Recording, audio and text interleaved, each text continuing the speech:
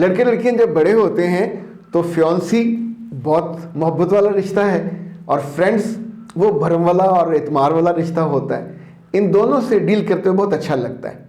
लेकिन अगर कभी आपकी फ्योंसी आपको धोखा दे और आपकी दोस्त के साथ खाना खाने चली जाए, चाय पीने चली जाए, या आप दोनों को गाड़ी में जाते और मोटरसाइकिल बैठे देख लें, तो उसके बाद क्या करना चाहिए? क्या इग्नोर करें?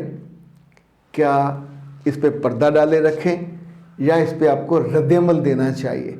इतना याद रखिएगा कि जब कोई रिश्ता, चाहे वो फ्रेंड हो या फ्योंसी, आपका भरम तोड़ दे, उस एतमाद को और एतबार को नुकसान पहुंचाए, तो फिर उनके साथ ज़िंदगी गुजारी नहीं जा सकती।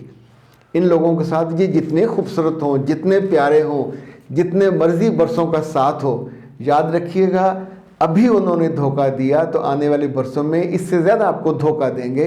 सो धोखा देने वालों को जेब में नहीं रखा जा सकता, धोखा देने वालों को दिल में जगह नहीं दी जा सकती, उन्हें ज़िंदगी से निकाल बाहर करना चाहिए।